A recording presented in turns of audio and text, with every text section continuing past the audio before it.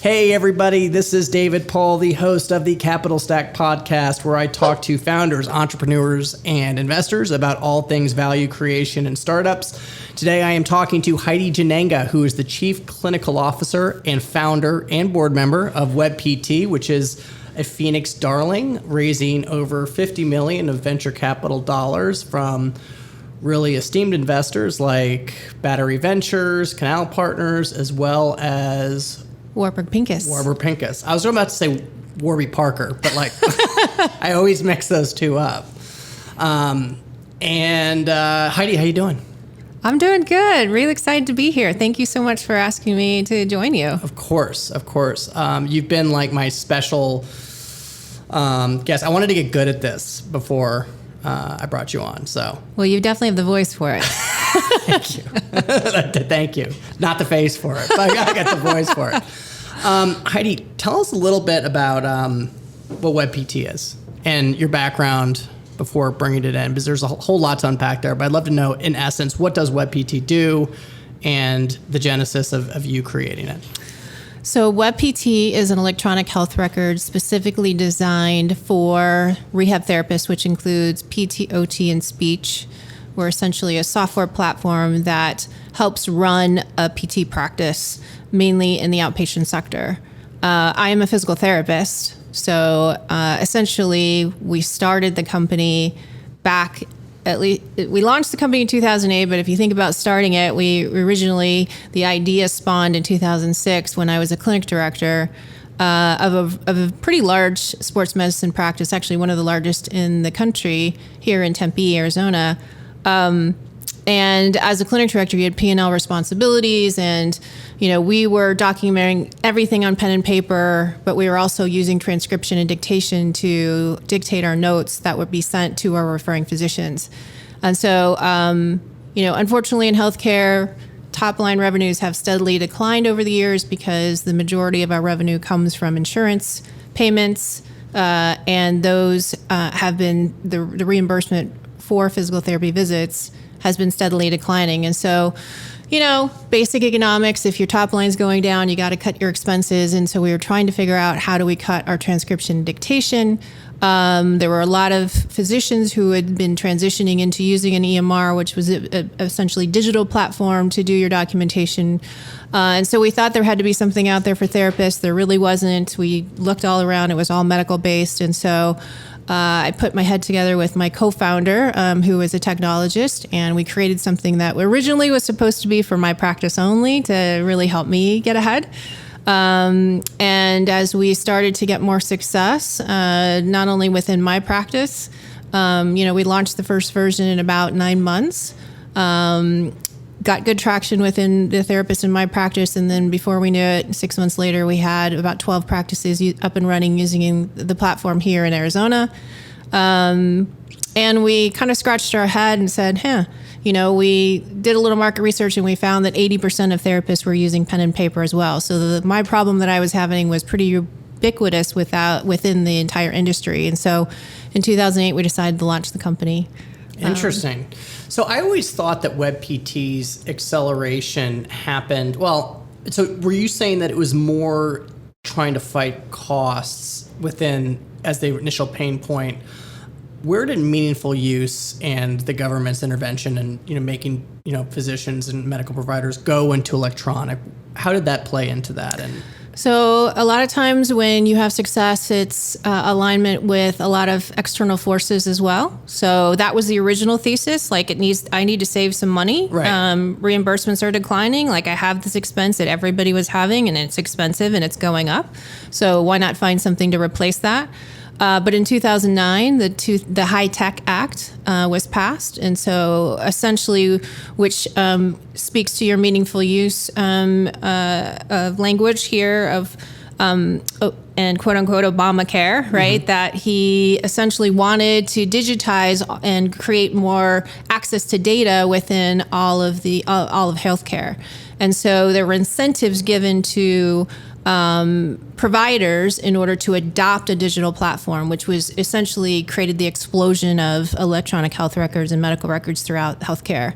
However, there were some providers that were excluded from those incentives. So physical therapists, occupational therapists, and speech language pathologists were not included in those incentives, meaning that if you adopted an EMR, you would get up to 20-something, sometimes $50,000, depending on the size of your business, to offset the cost of adopting this new technology.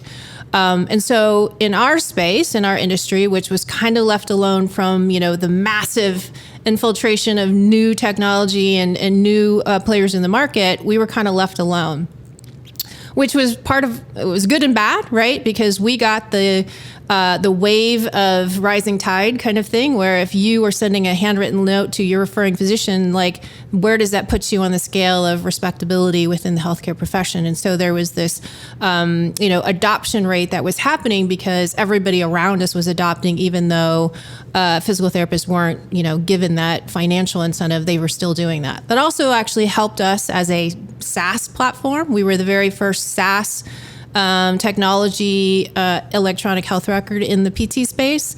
So it de-risked from a customer standpoint that we had a 30-day out. It was a month-to-month sort of, SaaS payment. Mm-hmm. And so there were a lot of things that we did right in the beginning to really help speed up that adoption and give people a way to dip into an area that they weren't really comfortable with, but also then started to feel value. That's awesome. And so it was super lightweight, right? You could just deploy it super easily. There was no incentive. When did Obamacare or meaningful use have like the stick? I mean, I know they incented people and then it became a penalty, right? Not to have these EHRs. Did that ever come into the PT world? Not really a penalty, but the incentives went away. And that was actually only a few years ago.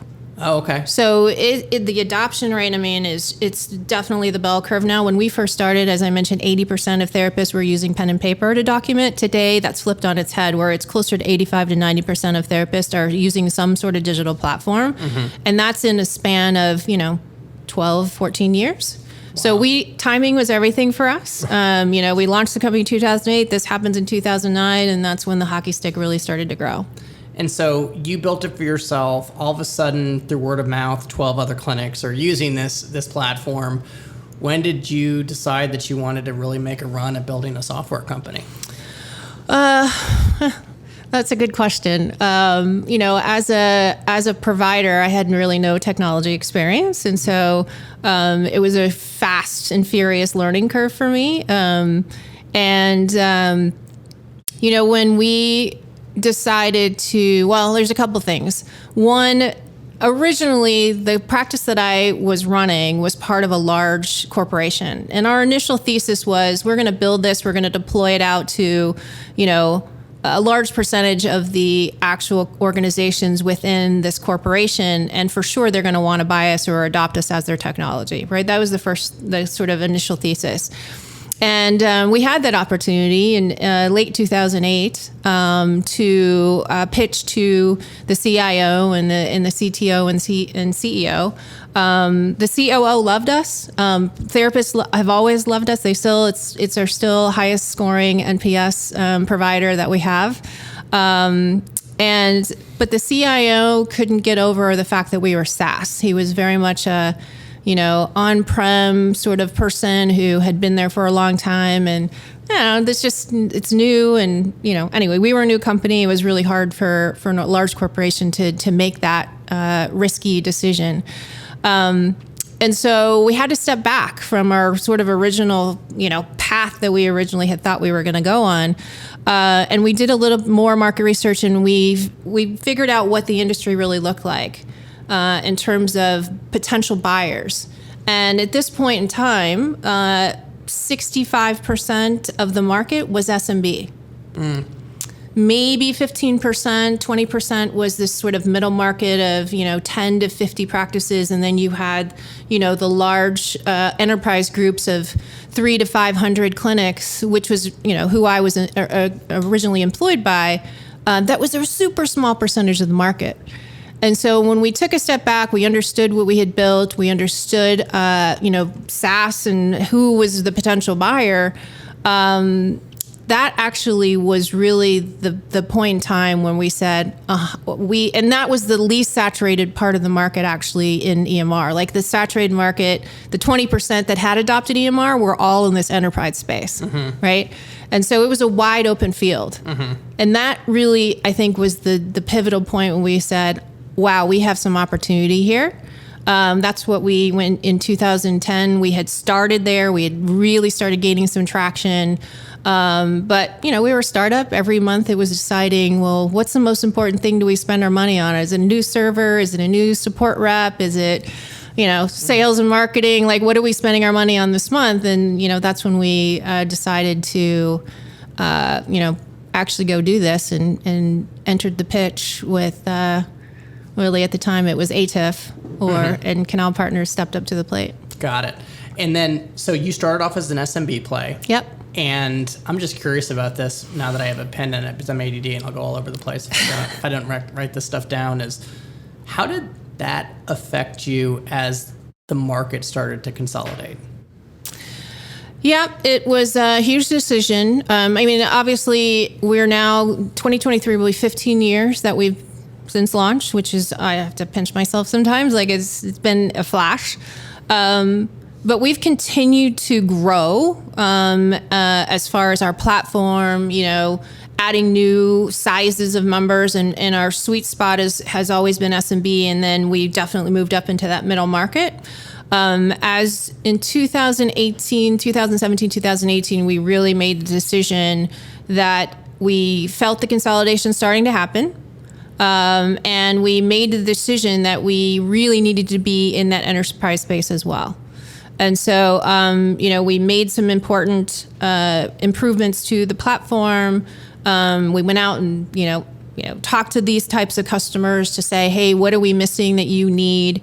And then we lassoed our first enterprise company, right? And with both, organizations understanding, hey, you're going to be our first. We're going to learn from you. You're going to help us sort of move up.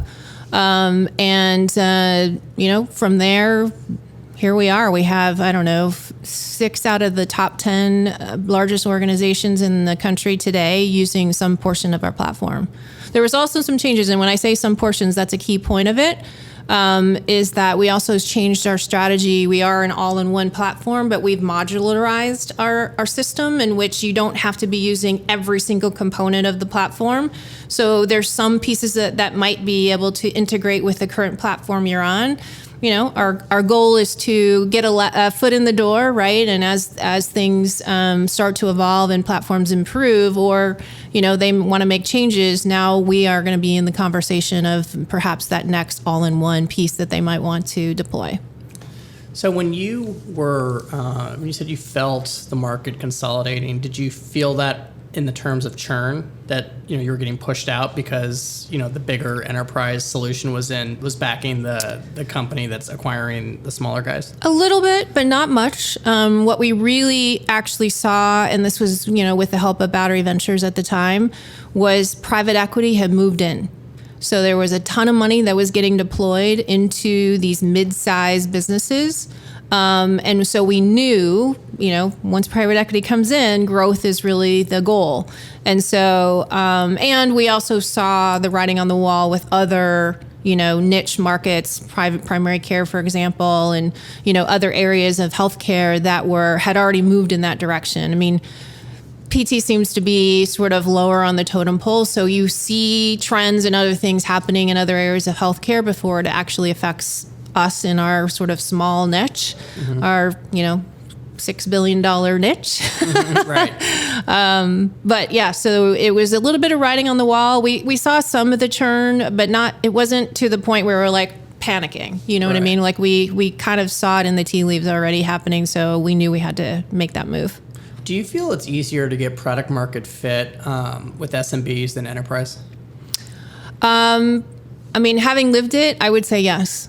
And also having lived it now in terms of what the percentage of time and energy and effort it's taking us as an organization to put into enterprise.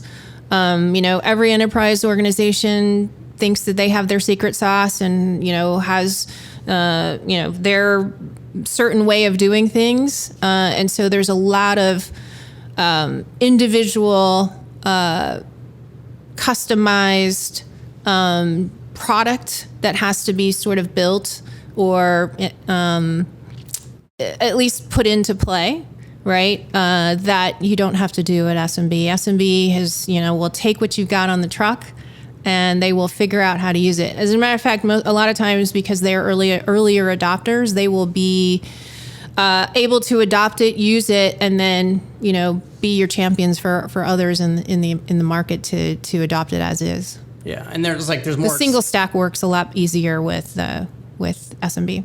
Yeah, and there's more acceleration with SMB. You can see repeatability. You can actually position yourself as a thought leader, as opposed to enterprise, where they're saying, okay, well, they have a little bit more pricing power, and they can help move the roadmap a little bit or create customizations for what they're building. Yes and no. So I will say that, especially in a small niche, all these CEOs know each other, and all of them talk to each other.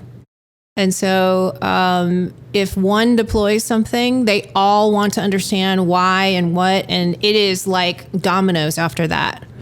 And so I do see it both ways. I think SMB sometimes can be a little bit more scrutinizing because they are early adopters, right? So something new that comes in the market or maybe is a little bit lower price, you have a little bit more volatility and then being willing to try something else or add this new thing. And so I don't know, it's a balance. We've seen kind of both sides of it. But SMB has been where our hearts kind of started and personally still lives. I know, exactly. So you've gone through several different iterations of the company from a capital stack perspective. You've had minority venture, you've had majority buyout, and then you've had bigger private equity coming in, and your strategy has been both organic and inorganic. So can you talk a little bit about when that started to transition from more of an organic to an inorganic, buying products and services to augment and increase your TAM? Well, as soon as we took the venture round in 2014, the balance started to shift. And at that point we were at about a $20 million business. We were the market leader. And the push to grow, once you take venture money in, is obviously a lot higher. And so at that point, I would say we probably had a 50-50 balance of now thinking about more strategically M&A while we were still continuing to build, add on new products to our platform organically. But, definitely towards the end, 2017, 2018, as we were, there were more opportunities to be found in the market. And we started to really look at the time to build versus acquire, integrate, what was the quicker time to market. Those sort of factors kind of pushed us into doing some more M&A, and honestly was part of the thesis of moving into private equity, just because there were opportunities for M&A that Battery simply wasn't going to be able to quote unquote afford. That was really going to be the next stage of the business. And today I would say it's probably closer to 70-30 in terms of our growth opportunities is really going to be more through M&A than it is through organic build. So when you say afford, were you referring to check size or valuation or both? Mainly check size. Yeah. Yeah. So, at that point we're really, even today, we're still pushing for market share. Sure. And so, there's now consolidation has also happened in the technology world, right? So there's only 4 or 5 different players that are really have, market share. And so, at this point you have the opportunity, being the dominant one, to say, hey, there's a couple other, folks that are doing good things, but, additive to what we're doing, that would give us a significant jump in market share very, very quickly. And so how do you, as an executive team, go through the build versus buy decision? Well, it all goes into your strategy and budgeting. What are your goals for growth each year, right? Because traditionally it's always a 3 to 5 year plan that you kind of have a trajectory on. It's also opportunity. So if things all of a sudden come up in a market, you have to say, okay, well, let's take a step back, and maybe this wasn't our strategy this year. That was strategy 2 years from now. But hey, it's an opportunity now. It's here. It's ready. Right. It's ready to go. And so, and then the biggest thing is time to market, and what is the time to, how long is it going to take us build it? How much is it going to cost to build it versus how much is it going to cost to buy? How fast can we get to revenue with integrating this platform into ours, or even selling it as a standalone? Could we stand it up as a standalone? Yeah. And so as a bigger company, how hard is that to do these days? I would imagine being a big company, like saying, okay, we're going to do a standalone product. I mean, you kind of have a startup mindset, right? Well, that's the nice thing about buying these bigger opportunities, that they already have, a position in the market. Right. A lot of times what we would really want to do is continue to have teams that would stick with us, and, it would be known in the beginning that this is our strategy, that we want you to continue to run as is. You're just going to be under the WebPT umbrella. Doesn't always work. People have a lot of pride in their previous company, and Sure. they don't know, the uncertainty of the future sometimes can be disheartening. So, it's just that as our strategy really is about integration. So we haven't really done too many things where we really said, hey, you're going to stand alone and not integrate with us, that we're just buying you as an opportunity. That hasn't really been our strategy. It's really been pointed in terms of, hey, this is really important to our overall strategy of our platform. This is a piece that's missing. This is an opportunity to plug that in, but it's part of our all-in-one, although you may be modular, all-in-one integrated strategy, platform. which is much harder to do than Yes. the portfolio strategy. Yeah. Because there you have to cross-sell, or the thesis is you cross-sell. Yeah. And you create synergy. And I just find that a lot of companies, they when they get rolled into private equity, they've got that vision, or at least the private equity firm tells them that's what their vision is, and they end up being just a hold co, right? Yes. Unfortunately. Yeah, well, that's never been our strategy. Warburg's never sort of given us that directive, and it's very much, again, about building a great company and serving our customers and what we call our members from the get-go of providing them the tools necessary to run their business better. And how does culture, how do you manage culture? Because that's a big piece of your position as you've grown and scaled from being a 3-person company to being how many employees now? Just shy of 850. 850 employees. Mm-hmm. So how do you think about culture and scaling culture? Yeah, it's been super top of mind right now, especially for multiple reasons. One, coming out of COVID.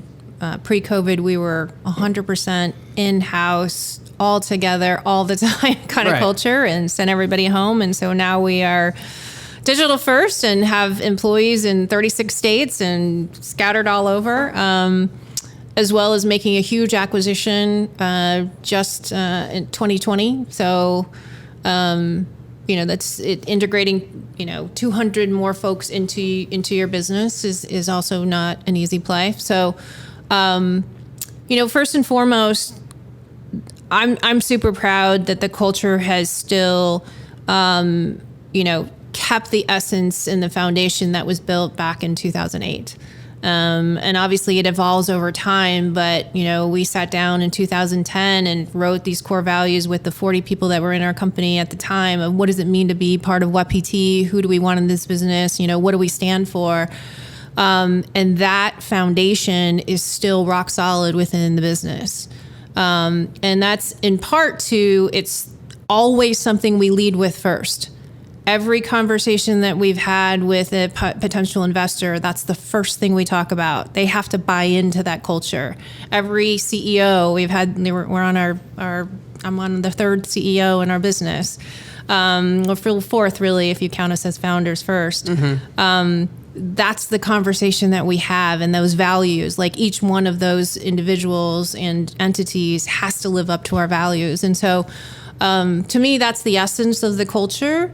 And that people first mentality for us is what we've always led with. And that's, to me, how it's continued to maintain its sustainability throughout all these iterations of the business over time. So what is it like to bring in a new CEO for an already, successful company and integrating new leadership? Because you've done it a couple times. Yeah, it's, it's a tough first 6 months of just, having them be a sponge and soak up all the information, transfer of relationships. Then there's the executive team, that relationship between the existing executive team. Every time we've brought in a new CEO, there's been a changeover in the executive team. So not only are you onboarding a new CEO, you're onboarding a new potential multiple people in your executive team. And I mean, it's tough, right? You have some evolution of the culture during that time. And it's definitely a transition for the business. Everybody's kind of on edge, like, oh no, what's going to change? What does this mean for me, as far as the employees go? And so, I mean, it's part of the natural progression. I will just say how proud I am of every transition that we've made, that again, we led with that culture first. And, we've been successful with our selection because we really took the time to make sure it was going to be the right fit for what we needed in the business moving forward. I'm not entirely sure, and this is just purely a speculation that I made just now, right? In my head, is that if WebPT would have been as successful transitioning from different capital stacks with different CEOs if you weren't there.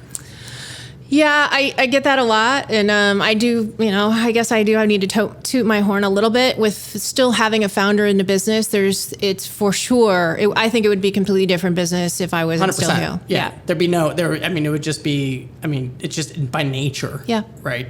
But you have the DNA. You're kind of like the WebPT spirit animal that looms through the halls. It's true. And I don't think there's very many companies that have, transitioned through all of these different, iterations of funding rounds that, the founder still stays. But, I've, completely enjoyed, I'm still having fun coming to work every day. And still, it's an ebb and flow of right now I'm very much sucked back into the business because of the transition. We just hired a new CEO at the end of 2021. And so, there's this whole new iteration of people and excitement and, transition of knowledge and relationships like I was mentioning before. So, it's exciting times, and trying to now visualize and put together the strategy of what is this next 5 years? What does this next chapter look like in the business? So, as a typical founder, do you feel like you would resonate with the typical founder persona that needs to jump into a new thing all the time and, search for new things? But it doesn't sound like it. Or is it the fact that they allow you to do so many different things within WebPT that it keeps your interest? It's a little bit of both. I don't think that I'm the typical entrepreneur. I don't know that I have that. I think there's a lot of people that really love certain stages of the business. And having been really the first time going through this, I am so excited. Every stage I've learned so much more and new. Sure. And that's just my innate personality of a learner.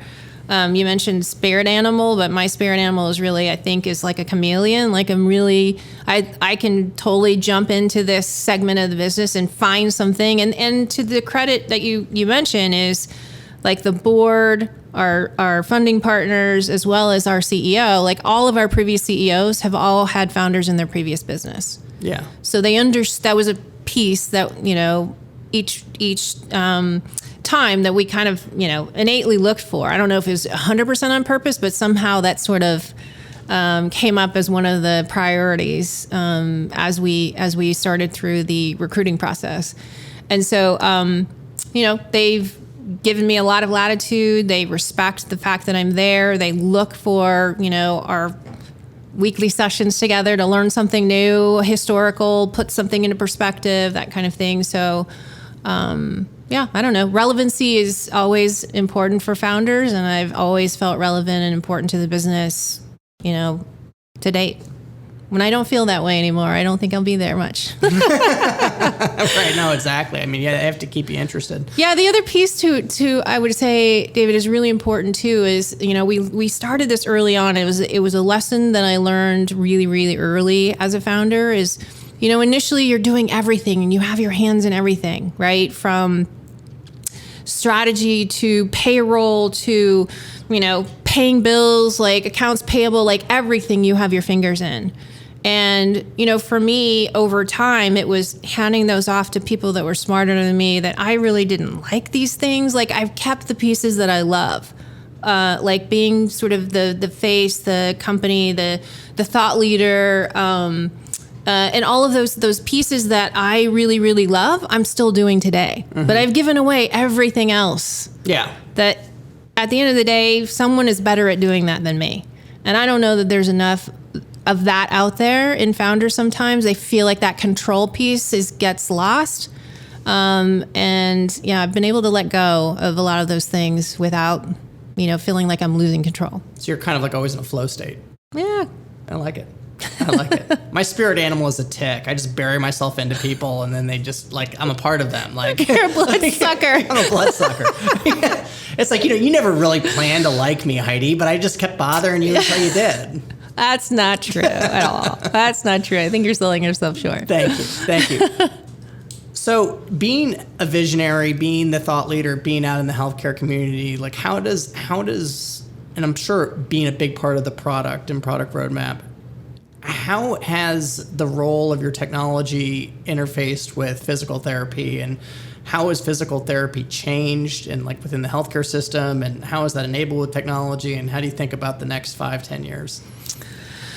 That's a big question, but I am super proud to say that, we have been the catalyst for change in terms of how therapists now think about documentation and, technology in their practice, for sure. We have close to over 50%, close to 60% market share if you think about just the electronic medical record piece who are using our platform. We penetrated early into physical therapy schools, in which they got a slimmed down version of our platform so that student therapists could learn how to document on an electronic health record so that they would know how to do that when they got out into the real world, which, they weren't doing that in schools. And so their brand recognition is there within the industry. And so we've definitely been the leader in that. Our whole platform from the beginning has been all about embracing the community and of our niche, of our industry. And when we think about thought leader, it's all about education as well. I mean, I think back to some of our very first marketing pitches, and it was all about teaching people about the cloud. Right? I know you laugh, but that's only 10 years ago. It's really hard to believe. And healthcare, tends to be a little bit farther behind when it comes to technology adoption. And so, we have this massive following that whether you're using our platform or not using our platform, we're still useful to you, right? That brand recognition served us so well from the beginning and now continues. When I think about the next 5 to 10 years, there's a big transitioning that's happened post-COVID with the use of telehealth, virtual visits, which again is a huge shock to PT, where, normally, everybody thinks about PT and you go in, you get a therapist gets their hands on you each and every visit.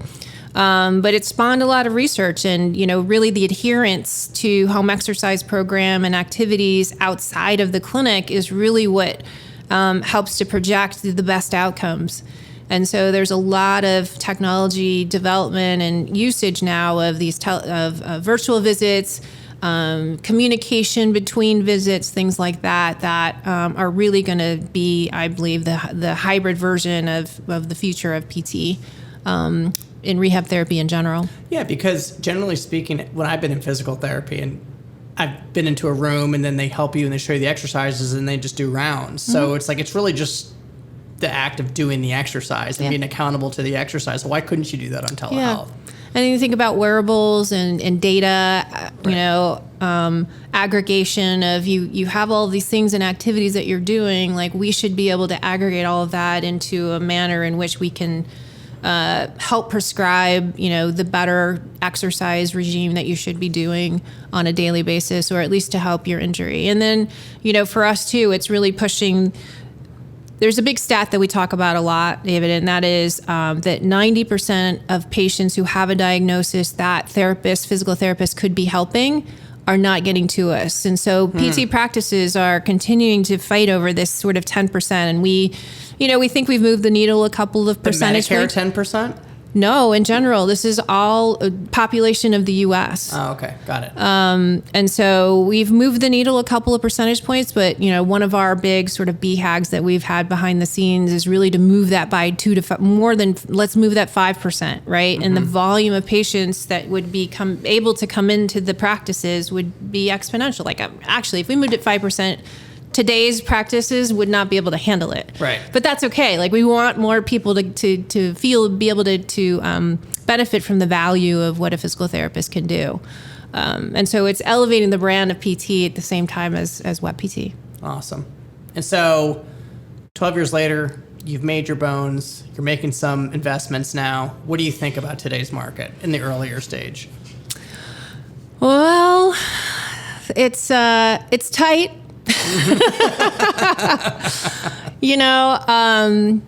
Those of us, we did our deal right at the end of 2019. It couldn't have timed it better. But it's getting back to good business as far as I'm concerned, of continuing to build a great business and not thinking about that next round of funding. It's more about, serving your customers and deploying great software and all the things that make a great business that, the best businesses are going to continue to get funded. Correct. So, the market as a whole is obviously tight and volatile, and not sure what's really going to happen tomorrow with interest rates going up. And it's hurting PT practices. Because, sure. People are not willing. Gas prices obviously going down, but just getting co-pays, getting to practices, inflation, all of those things are people are thinking twice about, $25 copay. Like, do I really need that? This is where some of the telehealth visits and other things could really be. Telehealth has to come in. Has to come in. Yeah, nobody wants to drive anywhere. Yeah. They have to go that direction. Yep. Is software harder or easier to build? Today? For us? Yeah. And anybody. If you're a seed stage startup today, is it easier or harder to build software than it was 5 or 10 years ago? I think it's harder. Okay. I guess to build, I think it's really that customers are more discerning in terms of what they're looking for. The bar has been set so much higher. Okay. For what people are looking for in terms of ease of use, price, all the things that makes you want to choose a platform. It's got to do multiple things now, not just be single threaded and connected. Yeah, the worst enemy of perfect is good, right? Yeah. It's like the dirty ashtray. No one notices a clean ashtray, but if there's one little cigarette butt in an ashtray, it does not look good. But I will say, even in our, we're definitely the market leader, but there are definitely new entrants into the market that are, making some headway, and I think competition is awesome. And it's important to continue to drive us to make sure we're, managing all of our highest levels of customer service, all the things that we, set out to do. It just keeps you on your toes as the market leader, which I think is important. What's the biggest threat to WebPT today? Well, As we talk about it, I mean, I think it's our own, it's internal. As we make this transition with a new CEO and enterprise or executive team, and it's for us, it's balancing what we call the barbell. So we've gone up to enterprise, and we also have the SMB, which are two different markets, as you know, and so it's really making sure that we have the right strategy to satisfy all of our customers, which are very different. Mm-hmm. And so I think that's probably the biggest threat right now, because we're in this transition phase of what does the next 5 years look like. And so getting that right is important. But I'd also say just externally, there's the virtual PT platforms out there that are coming on strong that have gotten a crap load of money, like Hinge Health as an example. I thought that was a dating app. It should be a dating app. Nope, it's a virtual rehab platform. So telehealth, essentially, they've penetrated the employer base. Okay.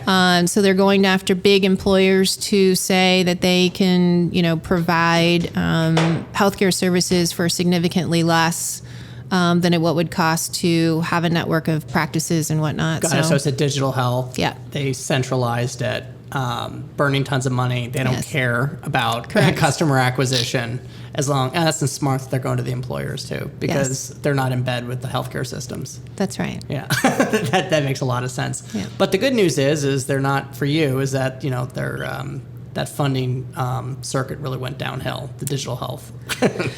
It did. That went really hot to really cold really quick. It did. It's kind of the post the post pandemic sort of fallout for sure. And also they're just they're not showing us outcomes, and they weren't really all they were employing maybe one or two therapists, and the rest were not actually therapists that were actually doing a lot of the work. So there's a lot of things that you just got to weather the storm sometimes and see what happens. But at the same time, these external threats, you just got to keep an eye on. Is there a PT shortage, just a shortage of everything? Well, if we keep pushing the envelope on this 90%, then there's definitely a shortage. Right now, there were a lot of unfortunate fallout of the pandemic for our industry, where there are a lot of people that left the industry. Mm-hmm. We have never had as many actual licensed physical therapists apply for positions within our business than we ever had in the last 2 years. Really? We employ more therapists now too, which is awesome. Right. But at the same time, that means that they're not doing clinical care anymore. Mm-hmm. And so there's been a huge push into this non-clinical PT sector within the industry, which is pulling people out of clinical care, which is not great. What's non-clinical PT? So non-clinical is like working at an EMR, right? Oh, you're got using, it. you're just not using your clinical, which is what you go to PT school for, right? But now you're using your knowledge and the expertise to do other things, which I think is amazing. I think it's great for the profession as a whole. We just got to keep up with getting people into clinical care as well, who love doing clinical care. Sure. Thank you so much, Heidi, for coming down. Everybody, thank you for tuning in for the Capital Stack. We drop an episode every Tuesday on Apple, Spotify, and YouTube. And if you like it, please share, rate a review, and we'll see you next week. Bye-bye.